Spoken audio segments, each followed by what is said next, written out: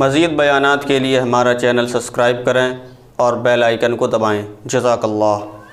اصل میں کیریکٹر جو ہے نا، انسان کا جو کیریکٹر ہے اس کا یاد رکھو دو چیزوں سے پتہ چلتا ہے،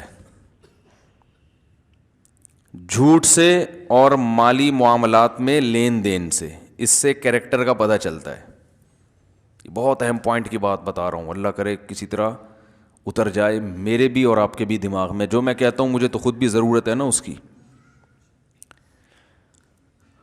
دیندار لوگوں میں اس چیز کو زیادہ فوکس نہیں کیا جا رہا، ان دو چیزوں کو۔ ان کی میں دلیل بھی قرآن سے دوں گا، قرآن و حدیث سے، کہ اللہ کی نظر میں کیریکٹر جو ہے نا اس کا پتہ پہلے دو چیزوں سے چلتا ہے، باقی چیزیں بعد میں۔ پھر آپ اس قابل ہوتے ہیں کہ لوگ آپ کو فالو کریں۔ اپنی عبادت دکھا کے لوگوں کو آپ فالو نہیں کروا سکتے، نا نا نا، وہ بات کی چیز ہے۔ عبادت تو غیر مسلم بھی بہت زیادہ کرتے ہیں۔ دو چیزیں ہیں، ایک مالی لین دین میں کھڑا ہو، دوسرا جھوٹ نہ بولتا ہو۔ سمجھ رہے؟ مالی لین دین میں کھڑا، دوسرا جھوٹ نہ بولتا ہو۔ یہ دو چیزیں قرآن سے بھی ثابت، حدیث سے بھی ثابت۔ حدیث میں عملی حدیث اور قولی حدیث، جس کو فعلی حدیث، حدیث کی دو قسمیں ہیں نا، ایک تو یہ نبی نے کچھ کہا وہ حدیث بن گیا، ایک یہ کہ نبی نے کچھ کیا تو وہ بھی کیا بن گیا؟ حدیث۔ رسول اللہ صلی اللہ علیہ وسلم نے جب یہ دعویٰ کیا کہ میں اللہ کا سچا نبی ہوں تو قوم کے سامنے اپنے آپ کو پیش کیا۔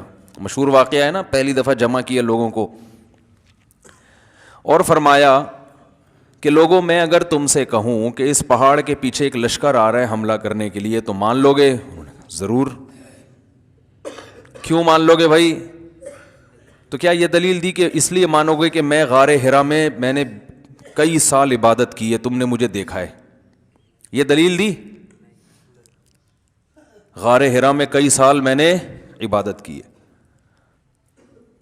اور میں ایک شریف آدمی ہوں، ہے بھائی؟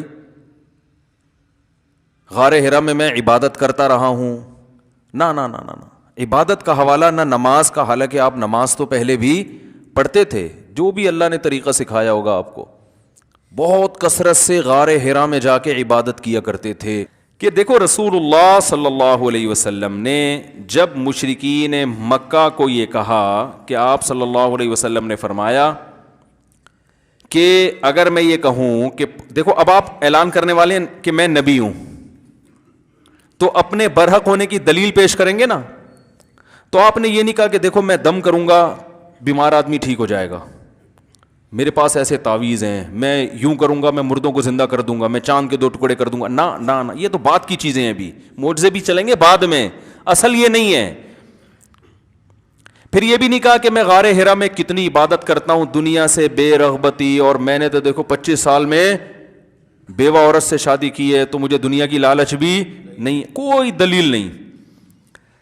دلیل یہ کہ میں جھوٹ نہیں بولتا، کردار پیش کیا جا رہا ہے، اور جھوٹ نہ بولنے کی دلیل پیش کی۔ میں اگر کہوں کہ پہاڑ کے پیچھے سے کوئی لشکر آ رہا ہے مان لو گے؟ انہوں نے کہا مان لیں گے۔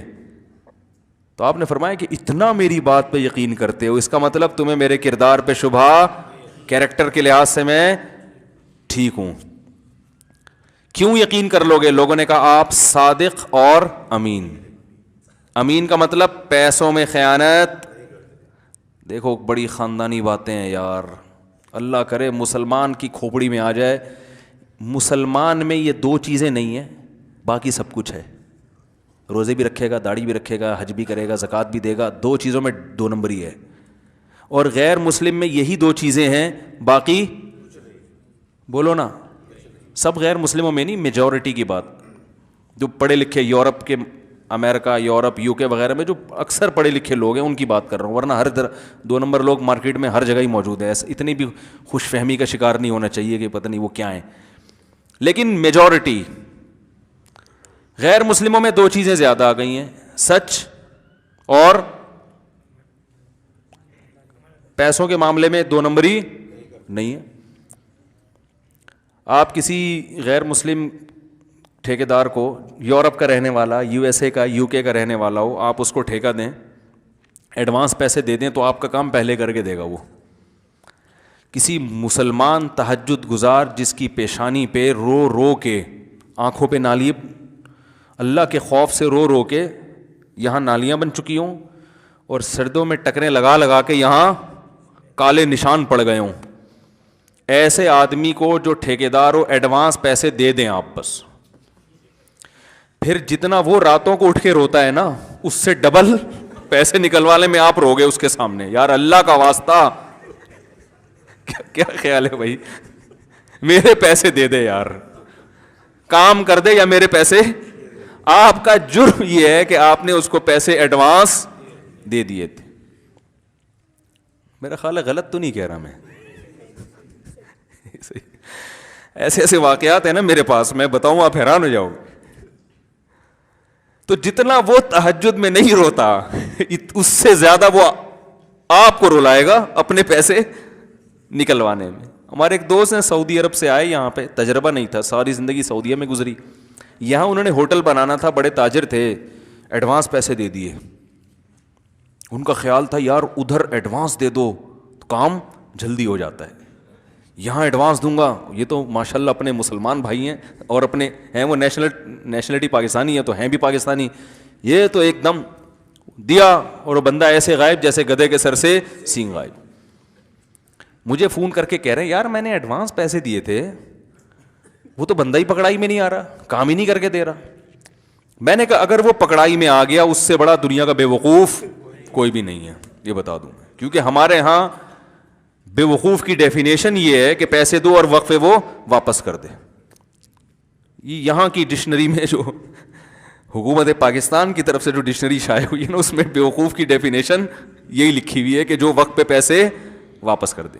بھائی جب پیسہ کمانا اس کی زندگی کا ویژن ہے تو جب آپ نے ایڈوانس پیسے دے دیے، اب کام کر کے اس کو وہ کام کوئی اور کر لے گا. وہ کیا خیال ہے، اس کا مقصد ہی پیسہ تھا تو وہ تو پہلے ہی مل گیا، تو اب کام کیوں کروا رہے ہو بھائی اس سے. تو میں نے ان سے کہا اب ہم پاکستان میں رہتے ہیں، اب ہم سے پہلے مشورہ تو لے لیتے. سارا ہر چھوٹی بڑی باتوں کا آپ مشورہ لیتے ہو، اتنی بڑی اماؤنٹ کسی کو دے رہے ہو، مشورہ نہیں لیا آپ نے. تو دیکھو رسول اللہ صلی اللہ علیہ وسلم نے کیا پیش کیا، اپنی سچائی اور اپنی امانت. قرآن سے بھی ہمیں یہ پتہ چلتا ہے کہ کیریکٹر یعنی آدمی جو لوگوں پر اثر ڈالے گا نا، اس کا اثر لوگوں پر ہوگا. لوگ اس کی بات سنیں گے، اس جیسا بننے کی کوشش کریں گے، اس کی پھر ہر بات مانیں گے. تو اس آدمی میں دو کوالٹی ہوں، سچا اور امانت دار. قرآن سے بھی پتہ چلتا ہے. قرآن مجید میں اللہ تعالیٰ کا ارشاد ہے وَمِنْ أَهْلِ الْكِتَابِ مَنْ إِنْ تَأْمَنْهُ بِدِينَارٍ لَا يُؤَدِّهِ إِلَيْكَ إِلَّا مَا دُمْتَ عَلَيْهِ قَائِمًا وَمِنْهُمْ مَنْ إِنْ تَأْمَنْهُ بِقِنْطَارٍ يُؤَدِّهِ إِلَيْكَ. اللہ نے فرمایا اہل کتاب جو یہود و نصارہ ہیں، یہودی بھی اور عیسائی بھی، ان کو اہل کتاب کہا جاتا ہے، کہ ان میں بعض ایسے ہیں کہ ایک دینار بھی ان کو دے دیا نا، ایک سکہ بھی، چونی بھی دے دی، 1 روپیہ بھی دے دیا، تو تمہیں واپس نہیں لوٹائیں گے جب تک سارا دن ان کے سر پہ کھڑے نہیں رہو گے. اور فرمایا ان میں ایسے بھی لوگ ہیں کہ سونے کا پہاڑ بھی اگر دے دیا تو فوراً واپس لوٹا دیں گے. تو اللہ تعالیٰ نے اہل کتاب میں بھی برے اور اچھوں کی جو تعریف کی اس موقع پر، اس میں بھی معیار پیسوں کا لین دین. تو پیسوں سے بہت جلدی انسان ٹریس ہو جاتا ہے کہ آدمی کیریکٹر کا کیسا ہے. باقی پھر نظریات ہیں کہ نظریہ درست ہوتا ہے تو اعمال درست ہوتے ہیں. بعض لوگ کیریکٹر کے اچھے ہوتے ہیں، ان کا کانسیپٹ ہی کلیئر نہیں ہوتا بہت سی چیزوں میں، ان کو اسلام سمجھ میں نہیں آ رہا، تو پھر ایسے لوگوں کو سمجھاؤ گے تو سمجھ میں آنا آسان ہوگا. والا صحیح ڈیفائن نہیں کر رہا ہوتا، یہ تو سمجھانے والے کی بھی غلطی ہے نا. شیطان بعض دفعہ کچھ غلط چیزیں دماغ میں ڈال دیتا ہے، وسوسے ڈال دیتا ہے وغیرہ وغیرہ. مفتی طارق مسعود صاحب کے مزید بیانات کے لیے ہمارا چینل سبسکرائب کریں اور بیل آئیکن کو دبائیں. جزاک اللہ.